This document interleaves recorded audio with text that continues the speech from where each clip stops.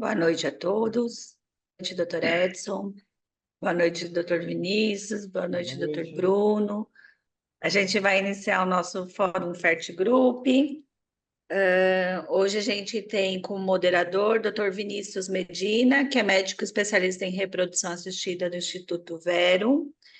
E hoje, debatendo o tema protocolos amigáveis de estimulação ovariana na preservação de fertilidade, Dr. Bruno Ramalho.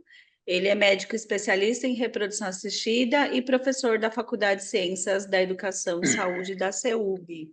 O fórum ele tem como intuito sempre discutir aí pontos de discussão importante na reprodução assistida. Hoje a gente tem um agradecimento especial ao Mário, da Organon, que está presente aqui. Doutor Edson, quer dar as boas-vindas?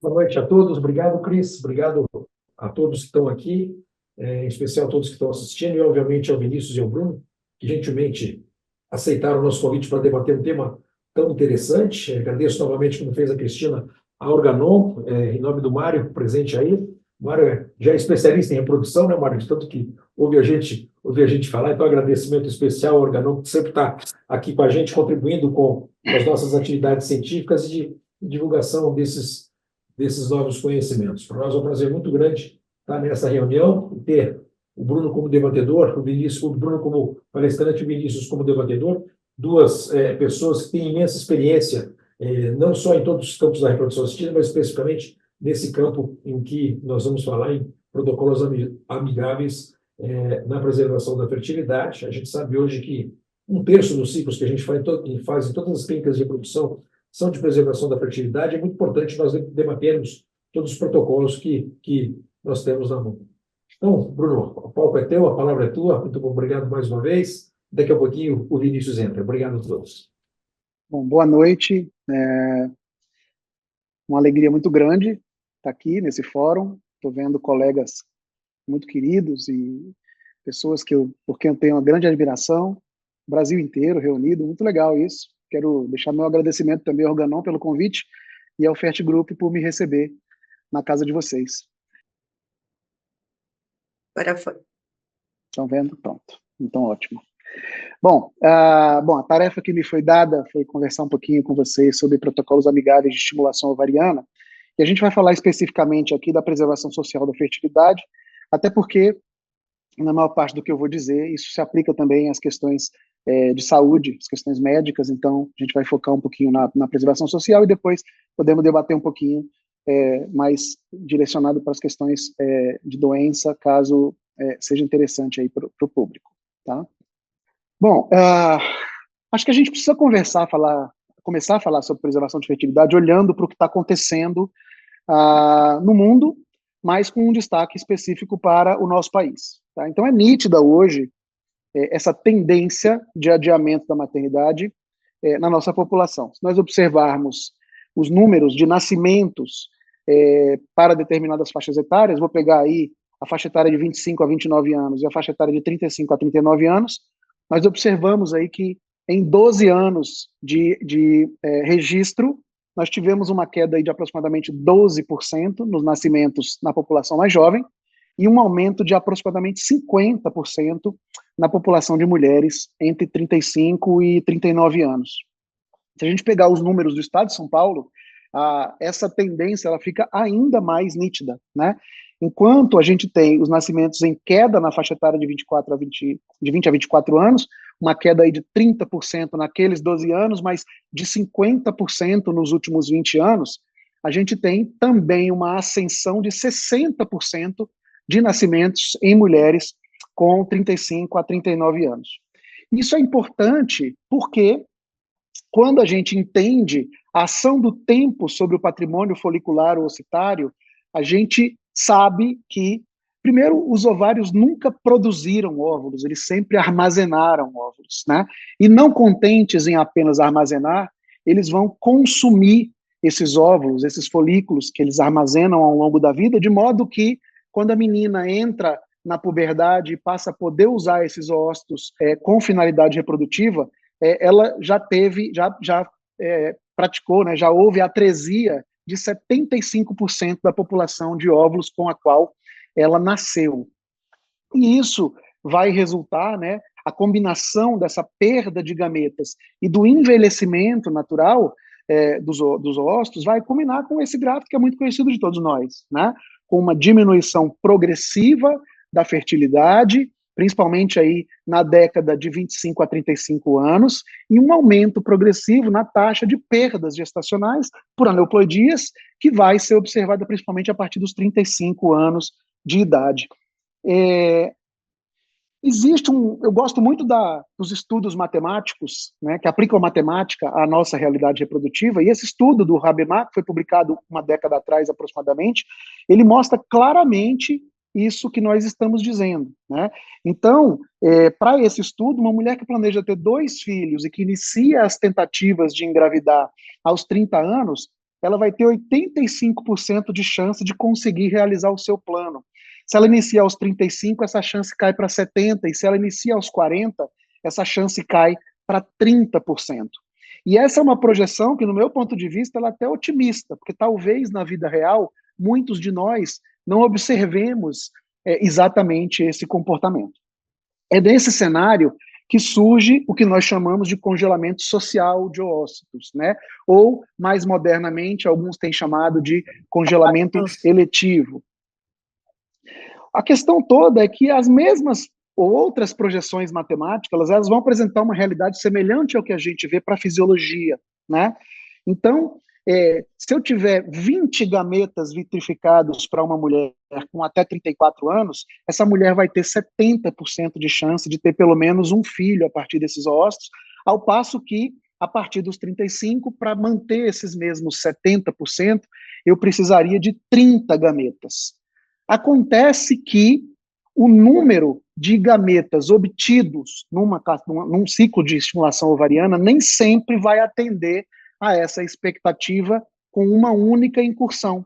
Então, para que 20 óvulos sejam congelados numa mulher de 34 anos, né, eu vou conseguir que isso aconteça em apenas 60% das mulheres com até 34 anos de idade.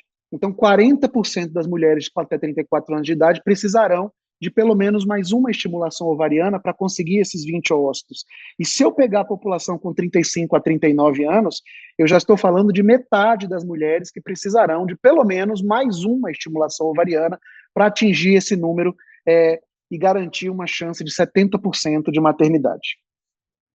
Por esse motivo, é muito importante que a gente mantenha o foco na experiência de quem vivencia o tratamento muito mais intensamente do que qualquer outra pessoa, que é a mulher. E é nesse sentido que a gente precisa observar, então, o que é que elas contam para nós, né? Um estudo recente mostrou que 60% das mulheres não voltam para uma segunda estimulação, né? Que 86% não voltam para uma terceira estimulação, e que 95% não voltam para uma quarta estimulação. E isso, para que eu entenda por que isso acontece, eu preciso escutar a voz da mulher, a voz dessa mulher que eu estou estimulando. E quando eu vou atrás das causas de descontinuidade, das causas de abandono, de dropout, como a gente chama no termo em inglês, a gente vê sempre no topo da lista a carga emocional e a carga física do tratamento. Tá? E sempre se mencionam também as questões financeiras. E notem que existe um quarto elemento ali embaixo que responde por 23% da descontinuação, que são causas desconhecidas ou não reportadas. Provavelmente, entre essas causas não reportadas ou não perguntadas, né, ou não desconhecidas, a gente vai ter uma parcela grande de carga emocional e física e financeira que não foi simplesmente identificada. E essa é uma tendência que não é recente. Eu mostrei para vocês agora um estudo de 2014, mas em 2008, quer dizer, 15 anos atrás, a gente já tinha esse mesmo tipo de causa associada à descontinuação do tratamento, né? Então, ônus físico, ônus emocional e causas desconhecidas, respondendo só esses 3 por mais de 50% das causas de descontinuação. É nesse contexto que surgem os protocolos amigáveis de estimulação ovariana, tá? Esse conceito de protocolos amigáveis, ele surge em 2007 com um foco inicial nessas causas de abandono que a gente mencionou. Tá? Então, o Pennings e o Ombelé, em 2007, definiram um protocolo amigável como sendo um protocolo econômico que estivesse disponível para a maior quantidade de pessoas possível e que minimizasse os riscos e a carga para a usuária. Tá? Em 2009, com o advento da gonadotropina de depósito, o Devroy e seu grupo de estudo definiram que, além disso, era preciso inserir a eficácia da abordagem no conceito. Então, era um protocolo amigável seria aquele destinado a melhorar a experiência da paciente, fornecendo benefícios quanto à questão emocional, ao desconforto e aos riscos, mas que fosse documentalmente suficiente para manter o sucesso reprodutivo. E aí, eu, ano passado, no Congresso Brasileiro, sugeri que a gente adicionasse mais um item a esse conceito. Então, além de um protocolo confortável, econômico, acessível, adaptável, eficaz, o protocolo amigável de estimulação ovariana é um protocolo que vai permitir o envolvimento da mulher nas tomadas de decisão. Tá? E para a gente chegar, então, a envolver a mulher, eu preciso escutar a voz dessa mulher. E é muito importante eu observar que os estudos que abordaram isso mostraram que mais da metade das mulheres percebem interferência do tratamento nas suas rotinas ou se preocupam com as injeções diárias, com a aplicação das injeções diárias. Um terço dessas mulheres acreditam, inclusive, que as injeções limitam as atividades. Então, não só interferem na rotina, como limitam as suas atividades cotidianas. E quando perguntadas, 3 a cada 4 mulheres trocariam, se possível, 7 injeções por uma única injeção, favorecendo, então, a figura da gonadotropina de depósito.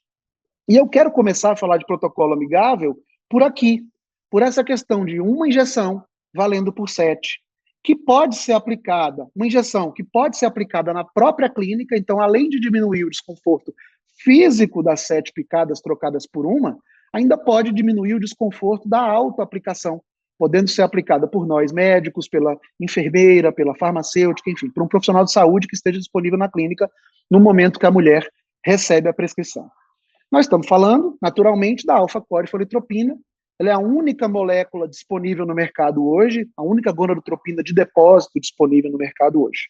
E o que é a alfa-corifolietropina? A alfa-corifolietropina nada mais é que um blend de moléculas. Então, observou-se inicialmente que a gonadotropina coriônica ela tinha uma meia-vida muito maior, muito mais longa do que a beta-folitropina.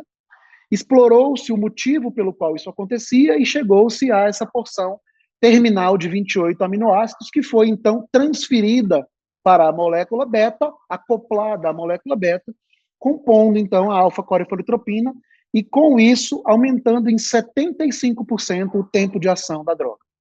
E o que a gente observa é esse gráfico, que provavelmente é do conhecimento de vocês, que mostra a farmacocinética da alfa-corifolietropina quando comparada ao FSH recombinante de administração diária. Então, a alfa-corifolietropina ela vai atingir o limiar terapêutico bem antes do que a gonadotropina diária e vai se manter, então, em ação, em longa ação, por um tempo muito maior, atingindo, então, 8 dias de atividade, enquanto que o FSH recombinante diário precisa ser, além de administrado diariamente para cumprir o seu papel, ele vai atingir o limiar terapêutico entre o 3º e o 4º dia de aplicação.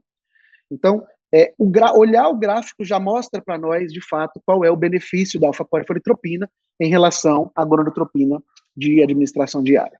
Os 2 trials iniciais que apresentaram a alfa-corifolietropina e mostraram que ela é eficaz, atingindo aquele critério para um protocolo amigável definido pelo Devroy, avaliaram a droga nas doses de 100 microgramas e 150 microgramas, num protocolo fixo, né, padrão, que é esse que vocês estão vendo representado aí no diagrama, para mulheres com até 60 quilos, no caso da dose menor, ou com 60 a 90 quilos, no caso da dose maior. E o que esses trials mostraram? Esses trials mostraram que as mulheres que usavam alfa-corifolietropina, elas apresentavam um ganho maior na quantidade oocitária recuperada, tanto de ócitos totais quanto de ócitos maduros, mas sem aumentar os desfechos reprodutivos finais, de forma que o estudo ele mostra não a superioridade, mas a não inferioridade da alfa-corifolietropina quando comparada à beta-folitropina. Tá?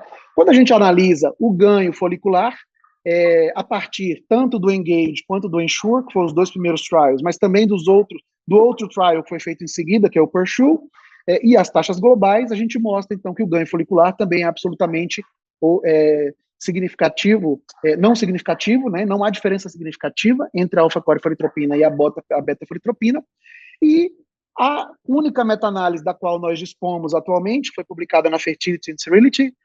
Um dos autores é o Gustavo Nardini, que é um colega nosso aqui do Brasil, e confirmou exatamente o que os trials iniciais demonstravam, um número total de ócitos que vocês veem no gráfico acima, e um número total de ócitos maduros que vocês veem no gráfico abaixo, sem aumentar as taxas de gravidez ou de complicação. Tá? E, na verdade, o que aconteceu depois do ENGAGE e do ENSURE, né, e antes da meta-análise que eu mostrei agora, foi que vários estudos começaram a analisar variáveis de protocolo para poder ver se a alfa-corifolietropina poderia ser adaptável, maleável, se ela podia atender a diversidade de mulheres que nós recebemos no nosso consultório.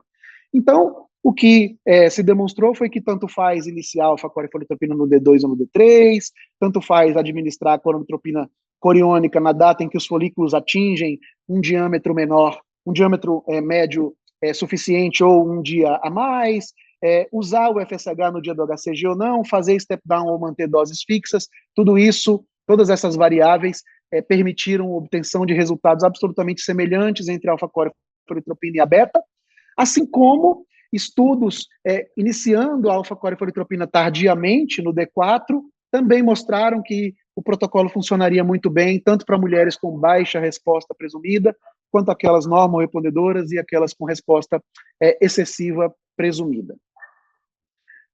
Depois veio o PURSUE, né, que foi aquele terceiro trial, que avaliou mulheres com uma população, uma idade reprodutiva um pouco mais avançada, 35 a 42 anos.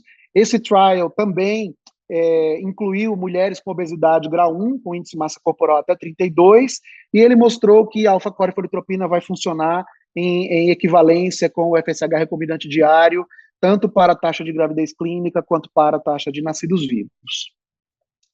E aí, nós gostamos de tentar, né, de fazer experimentações, e as experimentações foram sendo feitas. Então, fez-se o estudo comporte do Polisos com a adição de menotropina, alterando o protocolo inicial da alfa-corifolietropina, mostrando resultados absolutamente satisfatórios.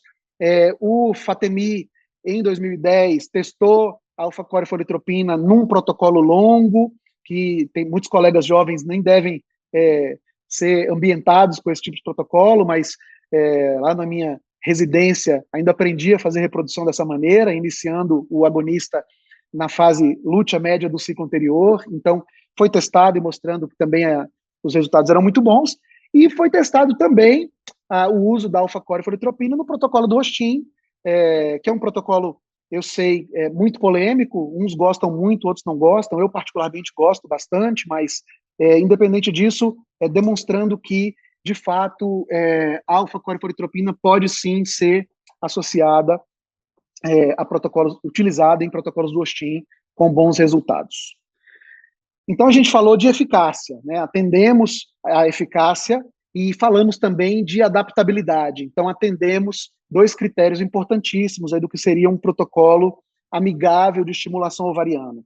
Tá? E esse é o único estudo do qual nós dispomos, bem realizado, um estudo espanhol, mostrando que a utilização da alfa-corifolietropina pode sim reduzir os custos, né? Uma redução de 20% no custo final, quando comparada à molécula alfa, a folitropina em sua variação alfa, e uma redução de até 40% nos custos totais de um tratamento, quando comparada à molécula beta, tá? Mostrando, então, que, de fato, pode-se haver um ganho com a utilização da alfa-corifolietropina, atendendo ao critério econômico para um protocolo amigável, né?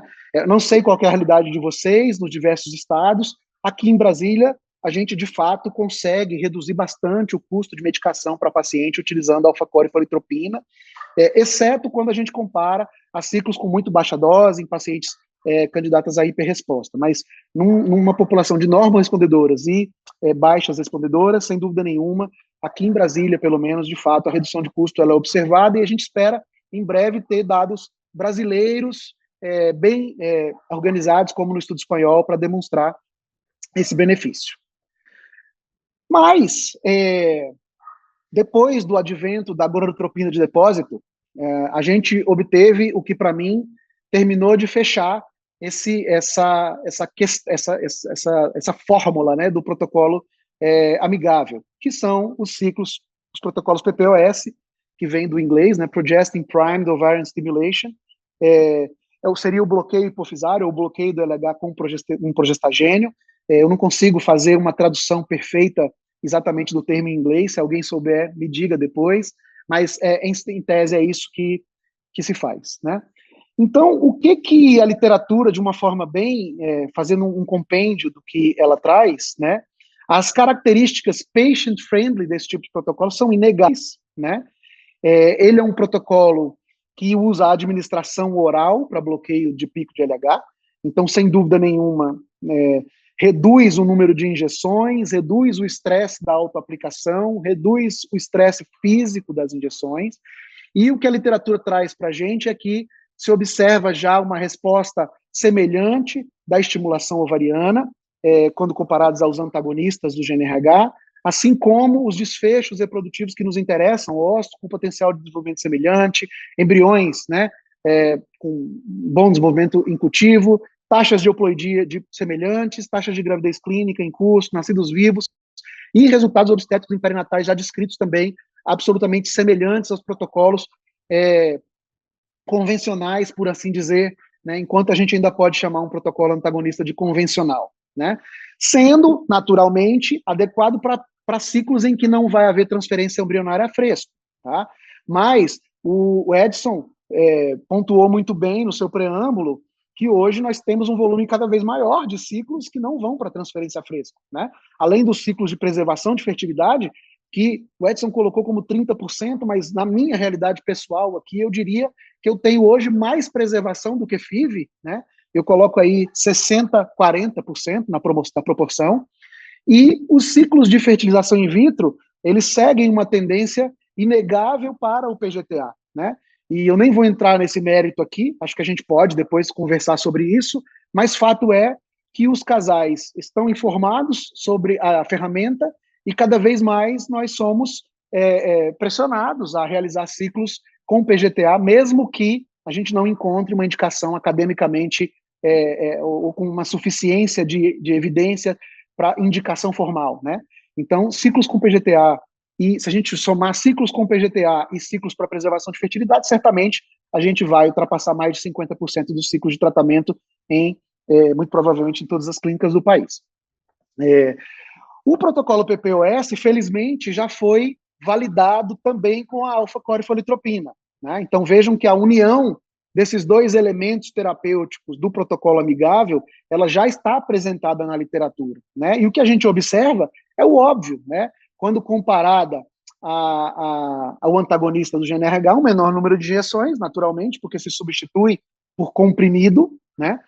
O bloqueio hipofisário, né? Um menor número de visitas à clínica, o que certamente beneficia a paciente e beneficia também a clínica, se pensarmos que temos mais espaço para atender mais pessoas, né? E nesse trabalho especificamente, que é um trabalho que foi publicado há 4 anos, também houve uma redução na dose total de gonadotropinas para mulheres que utilizaram a medroxiprogesterona para bloqueio hipofisário. Eu gostaria de chamar a atenção aqui para esse gráfico ao lado, porque conversando com vários colegas que ainda não utilizam o PPOS ou que utilizam com desconfiança, né, com relação à capacidade do progestagênio de fato bloquear LH, né, esse trabalho explora os níveis de LH no início do protocolo e no momento avançado do protocolo, mostrando níveis absolutamente semelhantes aos níveis observados com o antagonista do GnRH, mostrando então que sim, o bloqueio existe e é tão eficaz quanto o bloqueio do antagonista. Tá?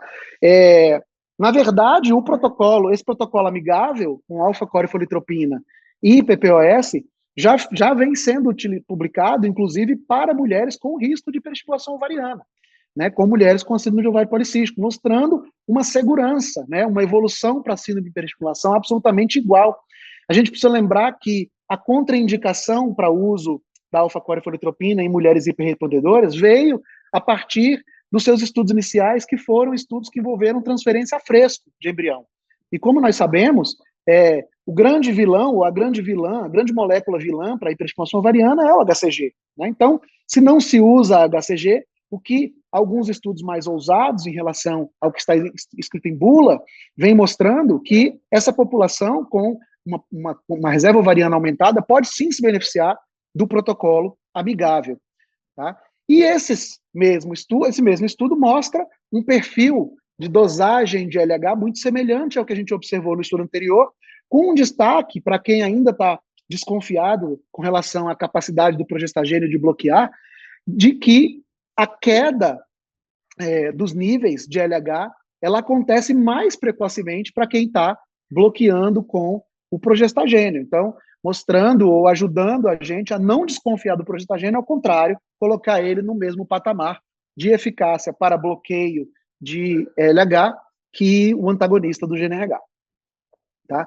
Esse é um outro estudo, um pouco mais recente, mostrando, agora, saindo do público da preservação social e mostrando nas mulheres com câncer, comparado com o antagonista, mostrando que a recuperação ocitária, tanto de ócitos totais quanto de ócitos maduros, é absolutamente semelhante quando eu utilizo o PPOS ou um protocolo antagonista convencional. Tá? Eu diria que tem outros aspectos que poderiam caracterizar estratégias amigáveis, tá? Não só esses dois. Eu acho que esses dois são os nossos pilares dentro do que temos disponível hoje para prescrição, mas sem dúvida nenhuma, assim, a escolha de dispositivos de aplicação mais fáceis, no caso as canetas, sem dúvida nenhuma é uma estratégia amigável, tá? Na medida em que muitas pacientes, né, terão dificuldade ou se sentirão desconfortáveis com a manipulação e a reconstituição do medicamento em pó, né? A individualização de dose, por que não dizer, eu acho que poderia ser uma estratégia amigável, tá? Mas eu colocaria ela em suspenso nesse momento, por quê? Porque a gente não tem exatamente uma estratégia de individualização propriamente dita, baseada em exames prévios ou em respostas anteriores. A gente tem uma ideia, mas eu colocaria isso em suspenso, ou seja, a ser investigado, né?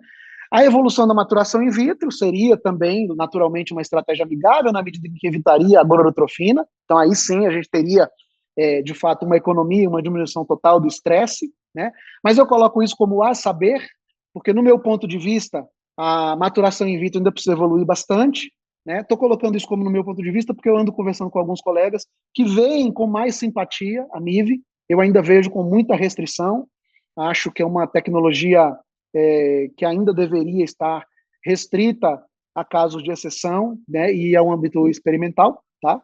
E, naturalmente, o nosso sonho de consumo, né, uma utopia por hora, que seria o desenvolvimento de gonadotrofinas orais ou transdérmicas, enfim, que a gente conseguisse eliminar completamente a agulha dos nossos dia a dia, do nosso dia a dia. Agora, dito tudo isso, esse é um momento em que eu gostaria de compartilhar com vocês o que é a minha visão, tá? E eu vou compartilhar com vocês o que eu tenho aplicado aqui no consultório, com uma impressão muito positiva e favorável de evolução, tá? Então, notem, principalmente para os que não vivenciaram, talvez, isso como sendo um protocolo de rotina. Eu sempre digo que, na minha residência médica, o protocolo antagonista era chamado carinhosamente de protocolo alternativo, né? E a gente chamava o protocolo agonista de protocolo clássico, né? O protocolo longo. Então, isso que para muitas pessoas é o protocolo convencional, o protocolo antagonista, se a gente assumir aí uma estimulação por 12 dias, tá? E não assumam esses 12 dias como uma regra, é apenas um exemplo hipotético, né? Utilizando HCG no final, ou seja, numa mulher sem risco de hiperestimulação ovariana e fazendo bloqueio com antagonista e com FSH e induzindo com FSH de administração diária, nós faríamos 19 injeções nessa mulher. Se essa mulher for uma mulher com risco de hiperestimulação e a gente for usar o agonista para desencadear, para o trigger, a gente chegaria a 20 injeções em um ciclo de estimulação. Então, não se atenham a esse número, mas se atenham à imagem. Com a chegada da alfa-corifolitropina, vejam o tamanho do gap que nós abrimos, né? Então, eu gosto vou voltar e vou fazer esse movimento algumas vezes para vocês verem o tamanho do buraco que se abre com a chegada da alfa-corifolitropina.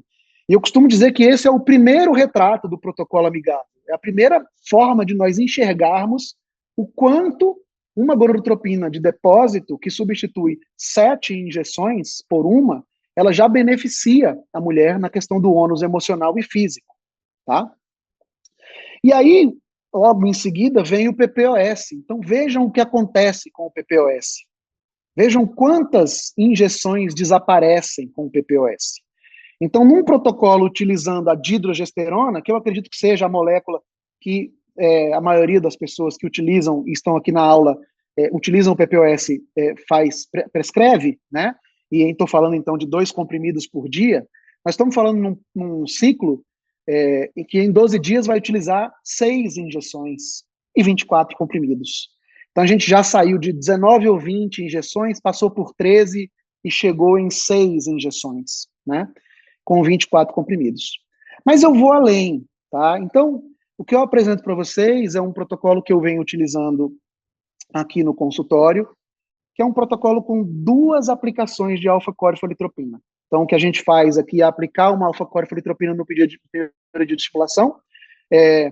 Eu utilizo, para a primeira dose, a dose de 150 para mulheres com mais de 60 quilos e de 100 para mulheres com até 60 quilos, da maneira como está prescrito pelo protocolo original, pelos trials originais, tá? E aí, no 5º dia de estimulação, eu faço uma complementação com alfa-corifolitropina na dose de 100 microgramas fixa. E neste mesmo dia, a gente também inicia em regime fixo um progestagênio, que é um comprimido pequenininho e que a gente usa apenas por dia, que é o desogestrel, nosso conhecido como Cerazete no mercado, né? Então, utilizando este protocolo, eu saio das 19 injeções iniciais e a minha paciente recebe 3 injeções. Quando responde demais, a gente troca o HCG pelo agonista e ela recebe 4 injeções. Isso é um desenho simulado do que a gente calcula que aconteça, né? Então, administrando dessa maneira, nós garantimos a concentração supraterapêutica, né, acima do limiar terapêutico da alfa-corifolitropina por 12 dias, e a gente já tem proposto, inclusive, a utilização deste mesmo protocolo em regime do Ostin, tá?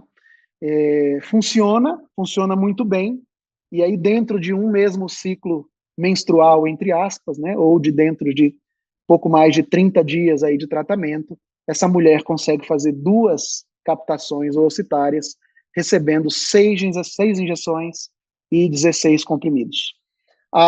Isso está publicado de uma forma muito singela, né? Nós levamos um primeiro relato de caso para o Congresso Brasileiro ano passado, em seguida publicamos na revista da SBRH esse relato de caso. Se alguém tiver interesse, basta apontar a câmera do celular aí para esse QR Code, já vai entrar direto para fazer o download do artigo. Aquele diagrama que vocês viram lá está representado lá no artigo, tá? E aqui, à direita da tela de vocês, o que vocês estão vendo é um pôster que foi apresentado agora, uma série de 3 casos, apresentado agora no nosso Congresso de Ginecologia e Obstetrícia aqui em Brasília, mostrando exatamente o uso do protocolo do Ostin. Aqui, especificamente, foram 3 casos com pacientes com mais de 40 anos. Não sei quantos vocês estão conseguindo observar ali as figuras, mas 2 delas precisaram de uma complementação, né? Então não ficaram exatamente com as 6 injeções, mas se tivessem feito o protocolo antagonista convencional, certamente teriam recebido uma quantidade ainda muito maior de injeções. Bom, isso é o que eu tinha para colocar para vocês. Me deram entre 30 e 40 minutos de fala, eu falei em 36, então obedeci aí o que a Daniela me estipulou, e quero deixar meu agradecimento, meus contatos, dizer para vocês que, novamente, é uma grande alegria partilhar com vocês as minhas visões sobre protocolos amigáveis e o que existe na literatura, e fico aqui à disposição para a gente trocar ideias, que eu acho que é o mais importante num fórum como esse. Obrigado.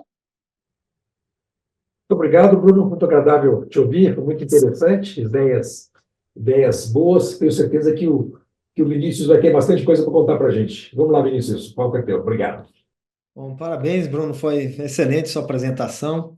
Eu acho que não existem dúvidas, né, que aplicar uma injeção é muito mais amigável do que aplicar 7. Eu acho que a gente não tem muita dúvida sobre isso, né, mas é importante a gente sempre estar mostrando também. E outra coisa é trocar também um antagonista pelo progestogênio, né, como a gente tem visto desde o passado, quando era medroxprogesterona, depois foi com a progesterona micronizada, a dihidrogesterona e agora o desogestrel, né? Então, isso aí é uma ótima. Tem outras questões que eu gostaria de colocar aqui. Eu sei que cada clínica tem seu protocolo, mas eu aprendi com o Dr. Joaquim, que estava aqui, eu acho que ainda está aqui, e não está realizando dosagem de hormonais ao longo do ciclo. E eu vejo essas dosagens hormonais, não só a dosagem hormonal, mas às vezes o número excessivo de ecografias, né, monitorizações ecográficas, como algo que também não é amigável para os pacientes, né? Então, a gente não costuma, aqui na clínica, né, nós não costumamos ficar dosando hormônios ao longo do ciclo, né? Eu sei que muita gente ainda dosa, acha que tem as vantagens, principalmente para essas pacientes que a gente não vai, realmente não vai transferir embrião e nada, né? E o número de ecografias também.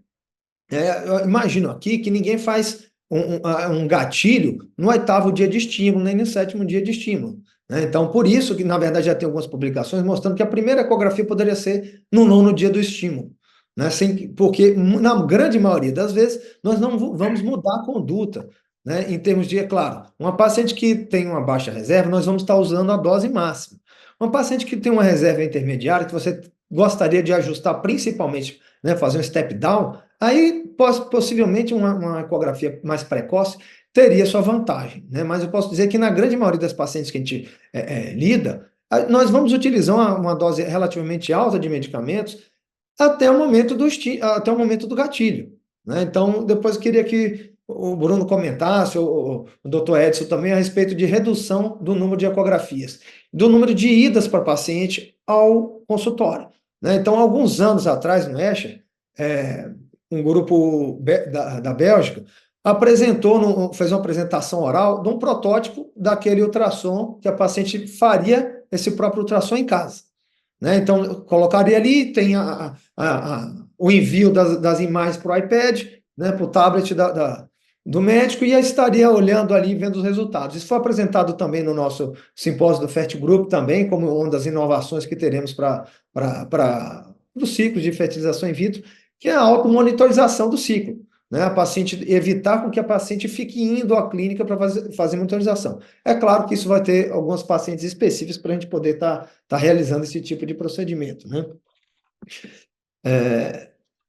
Uma outra situação que você tinha falado também, Bruno, a respeito do STIM, né? E você falou também lá atrás, no começo da sua aula, sobre o índice de dropout.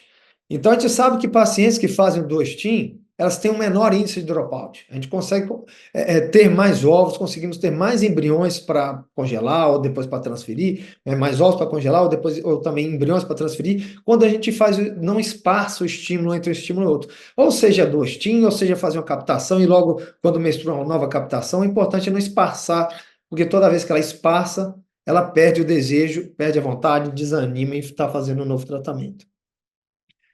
Você tinha comentado também, Bruno, a respeito da eficácia, como um dos itens importantes para tornar um protocolo mais amigável, porque muitas pacientes, você colocou também no início da sua apresentação, aquele gráfico que todo mundo conhece ali sobre o número de óvulos, né, que a paciente tem criopreservado e a sua idade. E com aquilo nós podemos projetar a taxa de nascido vivo, né, então os resultados. É claro que vai muito além disso, porque não é só óvulo, nós temos o aspecto dos óvulos, temos a qualidade daquele óvulo, e hoje já tem aí com a inteligência artificial, já utilizando aí no FAST Group o Violet, né, que significa analisar melhor a parte morfométrica. Vou deixar o Dr. Edson depois complementar essa parte, que ainda não chegou em Brasília, mas está para chegar, mas já está lá na Fertility, já está no Rio também. Uma avaliação melhor e poder avaliar a eficácia daquele seu procedimento. Então, às vezes é melhor ter 5 ovos do que ter 10 ovos. E aí, como saber disso? Utilizando a inteligência artificial. Vou deixar o Dr. Edson depois complementar. Então, essas são as meus pensamentos um pouquinho. Eu queria ouvir, então, Bruno, Dr. Edson, e depois quem tiver algum comentário a mais, estaremos aqui. Vinícius, você sabe que essa visão da redução das ultrassonografias é algo que a gente fez bastante com o protocolo antagonista. Eu confesso para você que eu não tenho feito ainda com esse protocolo com desogestrel, mas por um espírito investigativo. Então eu quero acompanhar mais de perto para ver o que está acontecendo, porque todo mundo sabe, todo mundo que me conhece aqui sabe que eu tenho um interesse de registrar cientificamente isso de alguma forma. Então a gente acompanha aqui regularmente no 5º dia para fazer a segunda dose da alfa-corfolitropina e depois no 8º, e aí em mais algum dia, normalmente 1 ou 2 vezes. Então ela acaba vindo 4 a 5 vezes à clínica. Agora, eu não vejo absolutamente nenhum problema, tá? Principalmente se você estabelece um regime fixo na sua clínica de bloqueio, por exemplo, em fazer o primeiro controle no 8º ou 9º dia. Não vejo absolutamente nenhum problema. Acho que dificilmente a gente, como você disse, vai induzir maturidade antes disso ou cancelar um ciclo antes disso, né? A gente dificilmente não vai tentar um pouco mais diante de uma baixa resposta. Então, acho que é perfeitamente possível que a gente, no futuro, que essa seja a prática mais corriqueira, de trazer a paciente no 8º, 9º, talvez até 10º dia, né? Eu acho também que depende, claro, né, da experiência de cada um. Eu coloquei o exemplo aqui de um ciclo com 12 dias, porque na minha prática, a maior parte das minhas pacientes, de fato, estimula 11, 12 dias, tá? Mas numa aula em Belo Horizonte, recentemente, uma aula sobre alfa-corfolitropina, um colega debatendo comigo me disse que a média da duração do estímulo dele é de 9 dias.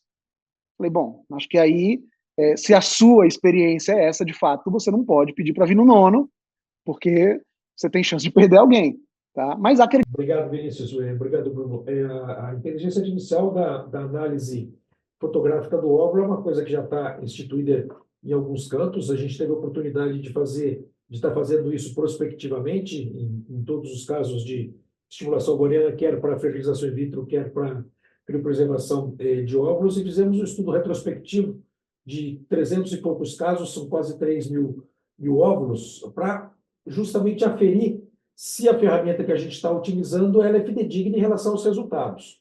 Então, através do Embryoscope, a gente retroagiu estas informações para esses quase 3 mil óvulos, e realmente foi bastante interessante, e houve uma congruência, lógico, não existe 100% em nada, mas houve uma concordância, uma congruência muito boa em que o Violet e o Magenta, que são dois métodos para avaliação da morfologia desse óvulo, na predição da formação de blastocisto. Gravidez a gente ainda não tem implantação, a gente está terminando, mas realmente, Bruno, é uma ferramenta que vai ajudar bastante a gente, porque no momento que você faz o estímulo ovulatório, essa mulher acorda, vai para a sala para conversar com você, você já tem esse resultado.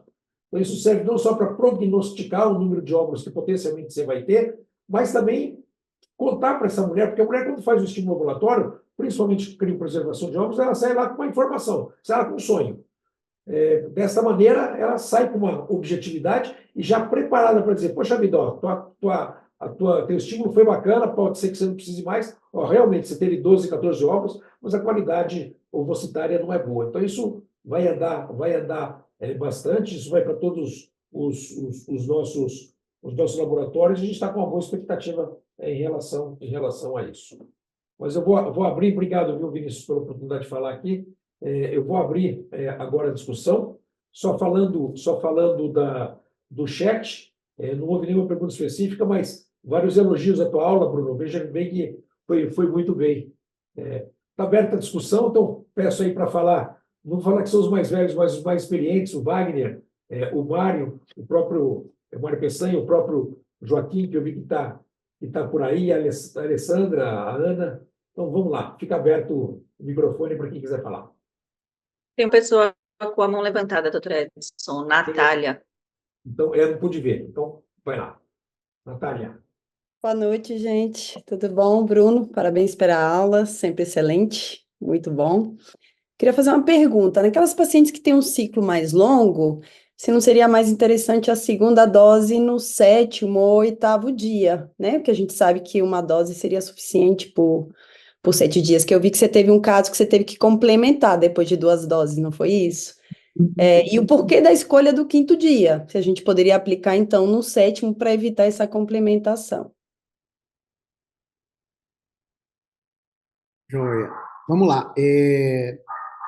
A saber, acho que vale o teste, né? Acho que a mulher que vai precisar de uma estimulação mais longa, a gente só vai saber fazendo a primeira. Então, acho que olhando a curva farmacocinética da alfa-corfolitropina, você poderia, sim, fazer ali 1 ou 2 dias depois com tranquilidade. Até no 8º dia, você podia repetir, né? Estendendo ali a exposição, tá? A escolha do 5º dia, ela foi arbitrária, né? Baseada na observação da curva, né? Então, eu precisava escolher um ponto para testar a minha ideia, e o ponto que eu escolhi foi o ponto em que a concentração ela cai mais ou menos na metade da máxima. E aí, coincidentemente, isso dava no 5º dia, que se eu somasse mais 7, que seria a ação da minha segunda dose, daria 12 dias, que é o tempo que eu estimulo em média. Então, a escolha foi essa. Isso é absolutamente empírico ainda, né? Em termos de publicação, eu tenho um relato de caso demonstrando a ideia, eu acho que isso precisa ser testado, tá? E é uma ideia, né?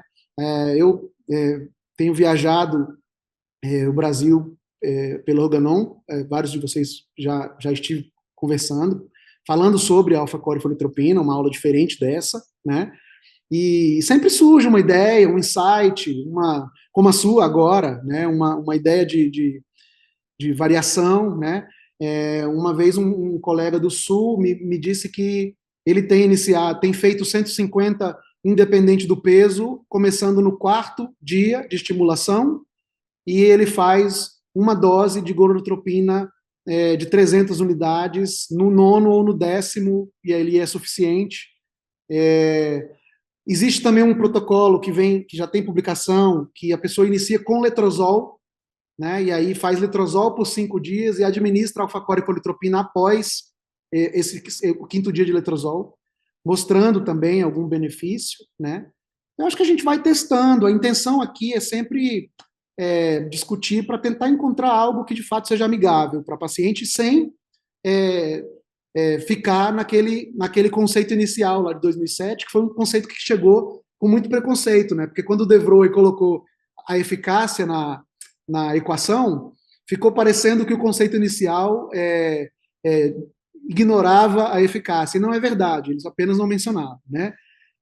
Mas eu acho que é isso, acho que a gente vai crescendo, tem muito para crescer ainda. O Edson trouxe aí, por exemplo, a experiência com o IA para óvulo, né? Isso, se a gente conversasse sobre isso 5 anos atrás, a gente achava que isso era ficção científica, né? E assim como foi para o time-lapse, sei lá, 10, 15 anos atrás, e assim, a gente vai indo para trás, e o que a gente faz hoje estava muito distante, né? E hoje a gente faz. Então, acho que a intenção é testar. Acho que é muito testável isso que você sugeriu, assim, de adiar um pouquinho mais, principalmente quando você observou num ciclo anterior que a mulher precisa de mais dias de estimulação. Acho que é perfeitamente plausível. Tá joia. Obrigada. Wagner, vamos lá. O microfone está fechado, Wagner. Oi, boa noite, parabéns, Bruno, aula bastante clara, bastante concisa e bastante coisa nova aí. Eu gostaria só de lembrar 2 coisas que eu acho que são importantes. Primeiro, a gente tem utilizado em pacientes que são pacientes com baixa reserva, e pacientes, às vezes, com um pouco mais de idade, o dual trigger, eu acho que isso tem melhorado um pouco a qualidade de ovos. Não sei se você tem experiência com o Ilova a respeito disso. Outra questão é, assim, sem dúvida nenhuma, a inteligência artificial vai ajudar muito essa questão, mas eu acho que ainda a gente precisa estratificar um pouquinho as pacientes por idade e talvez pelo hormônio antimileriano. Não sei se você considera isso para escolher a dose, o início e, né, enfim, esse é um protocolo realmente bastante amigável para o paciente, mas o objetivo nosso, de fato, é conseguir uma quantidade boa de óvulos. É claro que tem também o risco do hiperestímulo, então também valeria pela idade, pela contagem folicular antral e pelo hormônio antimileriano. O que você considera na sua divisão aí para a escolha dos protocolos? Wagner, assim, eu ainda, de novo, assim, por uma característica investigativa minha, né, uma intenção de investigar, eu dou um passo grande, mas dou um passo só. Então, não estou usando, por exemplo, ainda alfa-corifolietropina em pacientes com contagem de folículo antral maior do que 20. Né? Embora a literatura traga e mostre que na verdade a preocupação inicial tinha a ver com a transferência a fresco e não com a gonadotropina que você usa, eu não estou utilizando, mas é por isso, é porque acho que a gente precisa ir uma vez cada vez. Eu não estou inserido num ambiente acadêmico, universitário, em que eu consiga fazer um projeto bem estruturado de pesquisa, então a gente está inserido na clínica privada, então acho que a gente tem uma certa limitação de ação para coisas muito ousadas. Então, ainda acho que é ousado para mim fazer alfa-corifolietropina em mulheres com uma contagem folicular aumentada, embora eu não seja contra quem faz e acho que, de fato, faz sentido fazer. Tá? Mas esse é um critério. Tá? Eu normalmente não me baseio em dosagem hormonal. Tá? O antimileriano, que você mencionou especificamente, é um exame muito caro aqui em Brasília. Não sei qual é a realidade de vocês, talvez em São Paulo já seja mais acessível, no Rio, mas aqui em Brasília é muito caro. Então, eu fico com a contagem de folículo antral que me dá. Eu faço eu mesmo no consultório, eu mesmo tenho a informação, é uma informação de confiança, porque sou eu que estou fazendo, e, ao mesmo tempo, me oferece outras informações a respeito do aparelho produtor, né? Então, a gente acaba ficando com a contagem de folículo antral para adotar como critério. Acho que o protocolo, esse que a gente aplica, é um protocolo absolutamente aplicável para normorespondedoras e baixas respondedoras. Eu venho acreditando cada vez menos no uso da dose alta, né? Isso está em consonância mesmo com a literatura para baixas respondedoras, então eu acho que elas não respondem mesmo, então isso não me incomoda usar uma dose menor, equivalente a menos do que 300 unidades para essas mulheres, então isso não me incomoda. E para a hiperrespondedora, tá? Pegando o gancho da sua pergunta, o que eu tenho feito aqui é utilizado a delta-folitropina usando esses estudos mais recentes de equivalência. Então, não me baseio no antimileriano para definir a dose, né? Entro normalmente com 10 microgramas e titulo à medida que a resposta vai acontecendo. Então, eu já fiz alguns ciclos aqui com step down, terminando com 7 microgramas de delta, e com bom resultado, tá? E bloqueio todas com desogestrel. Nesse mesmo congresso, como não era o tema exatamente da aula, não apresentei, mas nesse mesmo congresso aqui de Brasília, eu levei com as minhas alunas do curso de medicina um outro pôster, uma casuística um pouquinho maior, 20 casos, de todas elas com contagem folicular superior a 40 e nenhuma ruptura folicular, todos bloqueios muito, muito bons e resultados muito dentro do esperado, bloqueando com desogestrel. Só para pontuar essa questão do desogestrel, até pegando algo que o Vinícius mencionou, a gente tem hoje, como opção de dose única diária, já com documentação na literatura, progesterona natural micronizada, tá? A literatura já demonstrou que 100 miligramas é uma dose suficiente por via oral, tá? Eu não utilizo ela porque acho que entre o comprimido de desogestrel e a cápsula de progesterona, eu ainda tenho um desconforto maior com a cápsula, né? Tem um trabalho agora no JBRA do Roberto, utilizando a via vaginal e mostrando que também bloqueia com eficácia. Então, se a gente tiver eventualmente uma pessoa que prefira a via vaginal à via oral, não acho a realidade para a maioria das mulheres, mas eventualmente vai ter alguém que sim. Acho que a gente também já começa a ter ali uma sinalização de que isso pode ser eficaz. Tá? E a gente tem também, além da medroxprogesterona, que não está mais disponível no Brasil, a gente tem alguns estudos já com desogestrel, tá? Eu me recordo aqui de pelo menos 3 estudos recentes mostrando que a molécula pode ser utilizada, e creio que alguma coisa já também com o Dienogest, não tenho certeza, precisava recorrer agora. Mas é isso, não sei se eu respondi a sua pergunta. É só o Ah, tá. O dual trigger. Bom, o dual trigger, eu acho que ele entra na questão da eficácia quando eu tenho uma experiência anterior de maturação que não foi boa. Né? Porque se eu falo de dual trigger, eu estou falando de 2 injeções ou 3, se a pessoa optar por fazer 2 do agonista, né? Mas são 2 injeções ao invés de uma, então eu diminuo o conforto. Então eu sim, acho que ele fica amigável, preenche o componente de eficácia, mas quando eu tive uma experiência anterior em que eu usei um ou outro e não foi bom. Obrigado. Obrigado, Bruno. Alessandra, por favor. Bom, boa noite, gente. Parabéns, Bruno. Apresentações sempre impecáveis e faz a gente pensar bastante. Quando a gente fala dos protocolos amigáveis, né, eu sempre fico pensando, né, aquela normo-respondedora ou a hiperrespondedora que vai dar para a gente muitos óvulos e muitos embriões.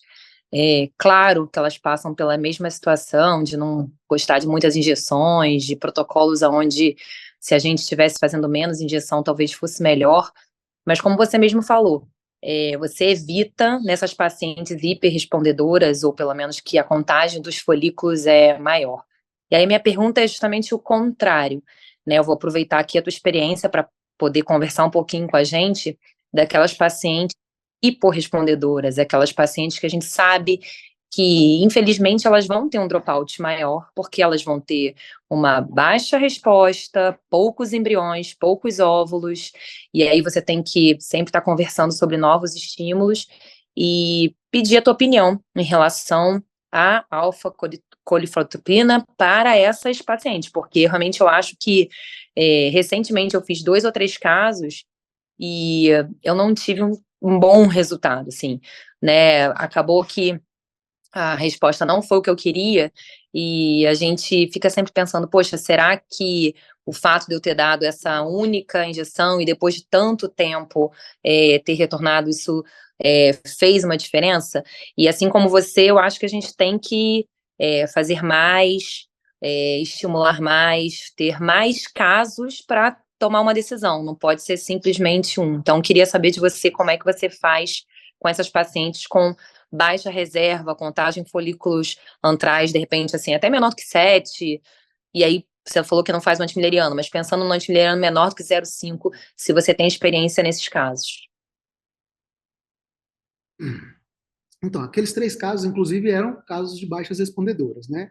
É claro que são só 3 casos, é um pôster de congresso, isso ainda vai evoluir, mas eu já estou com 7, fazendo aquele mesmo protocolo, mulheres naquele mesmo perfil. São todas mulheres com IMC, ok, com idade maior de 40 anos e com uma reserva, às vezes normal, mas aí estou considerando como baixa respondedora pela idade, né? E o que eu te respondo, Alessandra, eu acho que o mundo inteiro, no fim, vai responder a mesma coisa. Eu não sei, né? Acho que baixa respondedora é o elo perdido, né? Todos nós queremos resolver o problema da baixa respondedora. E eu não consigo te dizer se foi a alfa-corifolitropinas, ou seja, se você tivesse feito outra coisa, se você teria uma resposta diferente, né? Às vezes a gente percebe uma resposta diferente de um ciclo para o outro com o mesmo protocolo, né? Às vezes você sobe um pouquinho a dose, né? E aí vem uma resposta muito diferente da anterior, né? Porque na baixa respondedora é fácil ser muito diferente, né? Se você tem 3 oócitos, depois você faz uma outra segunda vez e vem 5, você aumentou 67% a recuperação dessa mulher. Então, eu acho que eu não sei te dizer, eu acho que a gente tem que testar. Eu não tenho medo de usar. Eu, por muito tempo, ficava apegado aos 300, né? Eu preciso usar 300, preciso usar 300, e aí eu fui me desapegando, a literatura vai mostrando isso para nós, mas às vezes a gente fecha o olho, não quer enxergar, né? E é sempre na busca de tentar um resultado melhor para aquela mulher. Então, Eu acho que a baixa respondedora é a nossa grande angústia, tá? O que eu acho é que o público de baixa resposta é um bom público para duostin nesse protocolo que eu propus. Porque naqueles 3 casos e em outros 3, depois daquele que eu mostrei, tá? O que eu observei foi uma recuperação igual ou maior na segunda onda. Então vem uma turma de folículo pequeno muito grande atrás, que você simplesmente não aspira, né? Porque você sabe que aspirando não vai vir ócito, e se vier, a chance de vir imatura é muito grande. A menos que você acredite muito na MIV, é um resultado frustrante, né? Então a gente deixa para trás esses folículos e toca com um segundo protocolo de duostin. E aí sim, eu vejo muito relato de conforto, assim, principalmente para mulheres que tiveram experiências de estimulação anteriores, né, com protocolos convencionais, com injeções diárias, né? E os resultados não mudam, no final muda pouco, né? Eu não sei te dizer, e acho que ninguém vai saber de certo qual que é a solução para a baixa respondedora. Eu acho que a solução é testar. Oh, satisfação, Edson. Cumprimentar pelo brilhante exposição feita pelo Bruno. Já conheço o Bruno pela sua inteligência e pela sua procura sempre de estar apurado. E não vou deixar de falar dos comentários também do meu filho Vinícius. Mas o que eu queria comentar, Bruno, é que eu, na realidade, pacientes que vão para preservação de óvulos, principalmente, questões sociais especialmente, eu não tenho maiores preocupações em utilizar, não é, a corifolitropina em pacientes com uma ampla reserva ovariana. Porque hoje, com a estratégia que nós temos de não ter maiores riscos de implantação, de hiperestimulação ovariana, de síndrome de hiperestimulação ovariana, na realidade, eu acho que é bastante proveitoso você ter um grande número um recrutamento bastante abundante e um grande número de óvulos que vai ter, do ponto de vista de ganho por várias utilizações, do ponto de vista cumulativo, você vai ter um lucro muito grande. E principalmente hoje, depois que nós dispomos realmente dos progestínicos, eu confesso para você que, principalmente em pacientes que vão para preservação de óvulos, e mesmo tendo uma ampla reserva ovariana, eu te confesso que eu uso com muita frequência a corifolitropina. E, mais uma vez, parabenizá-lo pelo brilhantismo de sua exposição. Joaquim, muito obrigado, prazer em revê-lo. O senhor sempre muito gentil. Eu acho que vai acontecer. Eu acho que o senhor está na vanguarda. Vai acontecer, porque é isso. A literatura já vem mostrando que é seguro e o nosso medo inicial era baseado no medo de HCG circulante. Então, se você não tem HCG circulante, não há que se temer síndrome de hiperestimulação para a imensa maioria das mulheres. Então, eu acho que é isso, né? Eu enxergo que a gente está já não tanto, já com a onda diminuindo, mas a gente ainda está num momento de transição, né? Por muito tempo, a gente adotou como verdade que 15 óvulos era um número ideal para todo mundo, né? E que mais do que isso não teria benefício. E hoje a gente já observa uma virada, né? Hoje a literatura já traz e as pessoas já vêm, as nossas referências todas, como o senhor fez agora, vem trazendo, que na verdade o que importa para a gente é número de óvulo. Dentro da segurança, esse que é o nosso objetivo. Um número maior de óvulo é igual a uma chance maior de gravidez. Então, eu acho que a tendência é, de fato, que passe a acontecer cada vez mais frequência, é isso que o senhor faz, que é utilizar o benefício do conforto para mulheres que vão recuperar uma quantidade maior de óvulos. Eu acho que isso, sem dúvida nenhuma, é o próximo passo para todos nós. Obrigado, Bruno. Luiz Augusto, estou vendo você aí. Vamos fazer um comentário? Tudo bem? Não, excelente. A apresentação foi muito boa. E hoje a gente está vivendo, até a última apresentação que teve, né? A gente tinha muito medo de induções com muito óvulo, estão perdendo medo, tinha muito medo com induções muito longas, né? tivemos um comentário, e a gente teve uma experiência até coincidentemente, uma paciente já tinha cancelado o ciclo 3 vezes, não tinha nenhum óvulo, fizemos uma indução de 24 dias, teve 7 óvulos, 3 blastocistos, a gente nem acreditou. Assim, uns modelos novos que vão surgindo, até quebrando alguns paradigmas, né, que a gente tinha muito em relação à indução da ovulação. Isso mostra que a gente tem muita coisa para aprender, né? Mas tornar o processo mais amigável é interessante, tornar o processo de menor custo é interessante, desde que a gente tenha mais óvulos ou mais embriões de boa qualidade. Esse é o segredo, né? Tentar achar esse denominador aí. Mas parabéns, Bruno, excelente. Passo para o Vinícius agora para fazer esse fechamento. A reunião foi ótima. Bruno, muito obrigado. Vinícius, muito obrigado. Obrigado a todos. Eu passo para o Vinícius para fazer o fechamento. Depois para a Cristina para dar os recados finais. Muito obrigado a todos. Bom, acho que parabenizar aqui o Bruno, agradecer o convite aqui, né, para a gente estar papeando com vocês a respeito desses protocolos mais amigáveis, né? Então, simplesmente agradecer. Muito obrigado. Cristina, antes disso, o Mário quer dar umas palavras. Estou vendo que o Mário apareceu aí. Só dar parabéns para vocês pelo evento, acho que é muito legal o quanto vocês levam ciência todas as vezes. Quanto é bom ouvir o Bruno falar, que é um cara que eu respeito muito, né? Sempre coisas com muita qualidade, enfim. Dá parabéns pelo grupo e muito sucesso aí. Que vocês continuem trazendo informação para a fertilidade, que isso é o que muda, que é isso que a gente vem buscando aqui no Organon. Obrigada pelo apoio, Mário. Agradecimentos aí especiais para o Dr. Vinícius e para o Dr. Bruno pela presença e enriquecer aqui o nosso fórum. Obrigada, Dr. Edson, pela a apresentação aqui no fórum. Obrigada a todos, boa noite. Beijo, pessoal, boa noite, até o próximo.